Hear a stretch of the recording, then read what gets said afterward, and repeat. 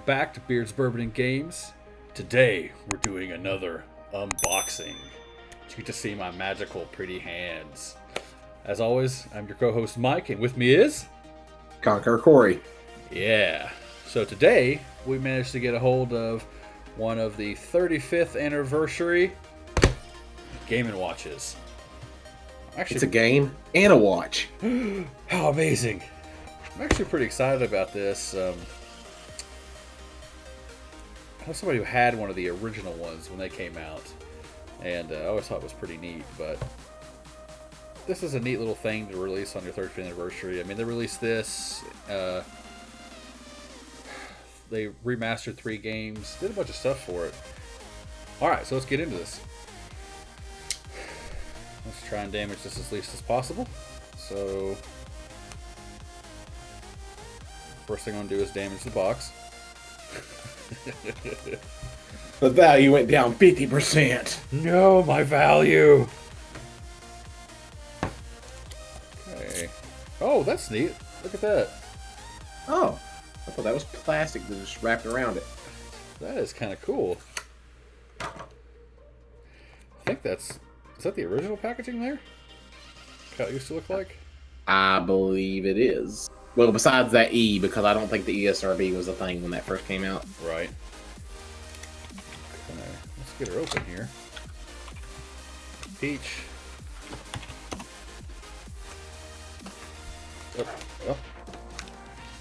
So, pretty sure that wasn't from back in the day. We have a USB-C charging cable, which actually looks like the cable from same quality as the one from the Switch. Dude, Nintendo makes really awesome cables. It is really, really robust. I mean, that's pretty nice. Like, I'm still a fan of their HDMI cable from the Switch. Yeah, it is very nice. If only it was HDMI 2.1. Yes. So we have a guide on how to use it. You press the power button to turn it on. I know that's going to blow the minds of some of you. Lies. Lies of slander! Golly, this thing's kind of hard to get to. There it goes. There you go. Look at that. Special thanks to you. That's kind of cool. Oh, thanks, Nintendo. So, pull this sucker out. Man, it's a lot smaller than I thought it was going to be. Yeah, this thing is tiny. Wow.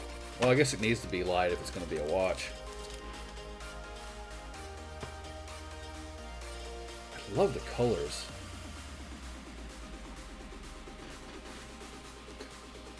My only question is the D-pad still feel as good as the traditional Nintendo D-pad? Let's find out here. Or did they cheap out? No, it is very, very nice. It's got very good resistance, a very good spring back once you push in. Same thing with the buttons. Chargers on the side, power buttons on the side. Games, times, pause, set, AD here. Of course, this really nice little screen. What is this? Guessing that's the speaker. We'll find out here. Let's turn her on.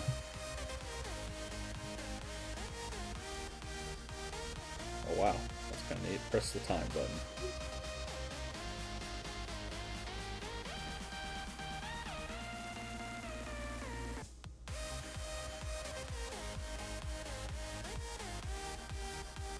Huh,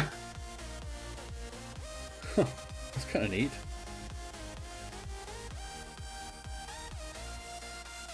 You can change the screens.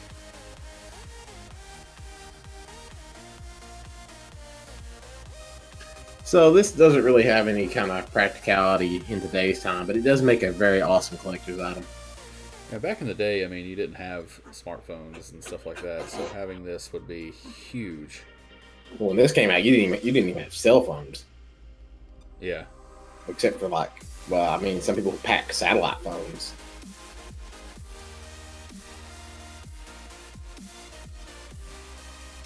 Yes, that is the speaker. You can control the brightness. Ooh, that gets really bright. pretty dark too. Just like my soul. That's neat how that changes the time. I don't know if you saw that or not, but the blocks fall off and then a new one come on. Let's see what the games are like. We have Super Mario Brothers, Super Mario Brothers 2, and the original Game and Watch game. Let's try a round of Super Mario Brothers and see how bad I can mess up. So we'll run through here.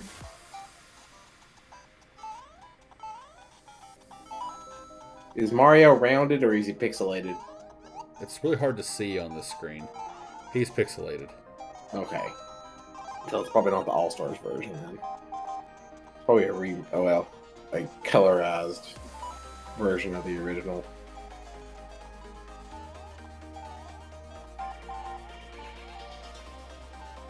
See if I can make it through the first level.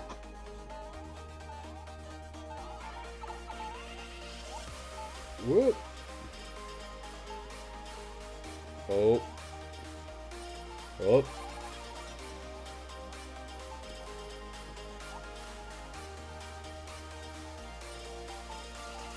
Oh. Okay, the controls are stiff. Maybe a little too stiff. I feel like there's a lot of feedback from pushing the button, but I feel like I'm not getting a good... I have to press down pretty hard. But that might get better over time as the buttons kind of wear out a little bit. So the screen looks amazing, though. I mean, for it being so small. I think the next thing Nintendo should release is a Game Boy. Yes, that would be really nice. Alright, let's back out of here. Let's try Super Mario Brothers 2, which I think is... Oh, there's Luigi. I think this actually is the Super Mario Brothers 2 that wasn't released here originally. It came out later as, what, the Lost Worlds? Lost Levels, yep. The one that was too hard for us Americans.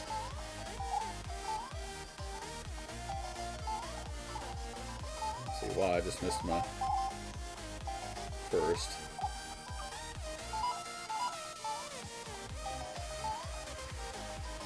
Yeah, the more I play them, the better responsive the controls are getting.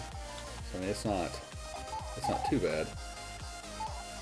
I'd rather them be a little stiff than super loose to where you can't even use them, like some of these little handheld devices can be.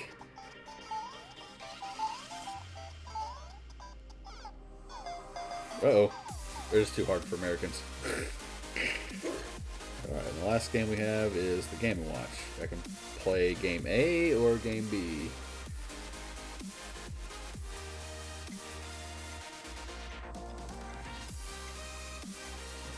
I guess this is... Okay. Okay. I've got this. I can do this. I'm good at this. These are the original games that came with the Game & Watch. It's kind of fun. I see how, like, when this came out in its day, it was awesome. Still, that's even better. Oh, crap.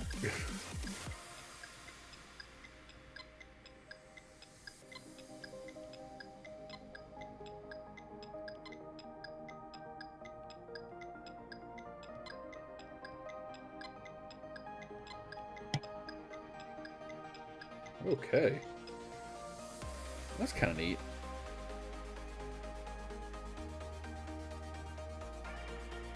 I mean, this was $49.99 is what I paid for it.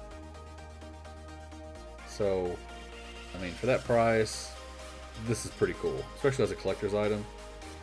I mean, I could see myself turning this on and honestly just playing around with it, especially with Super Mario Bros., Super Mario Bros. 2. I quite enjoy both of those. What do you think, Corey?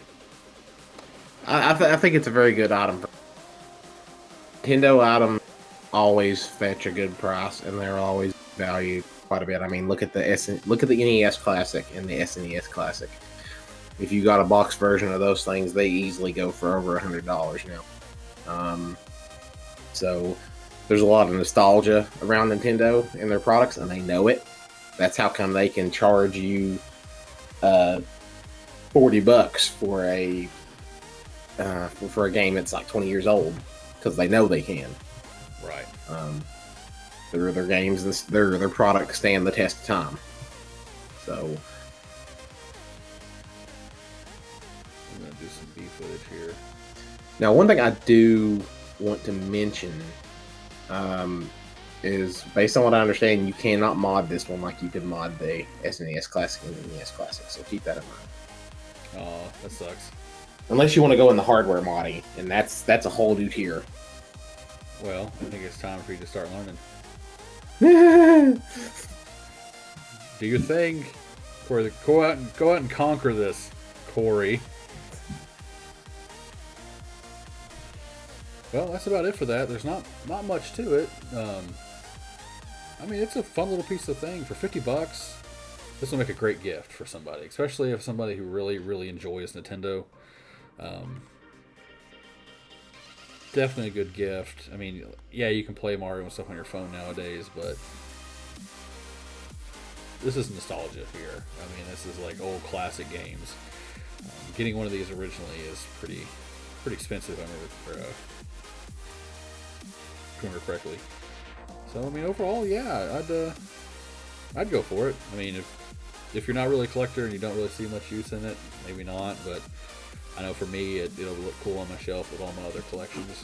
And honestly, I'll tell you what, I'll actually probably keep this right by my computer, and when I get bored, pick this up and play it, because it's fun. I mean, what's not to love about Mario? I mean, I got the whole original and the second one on here to beat through. So, what do you think, Corey? You said everything I was going to say.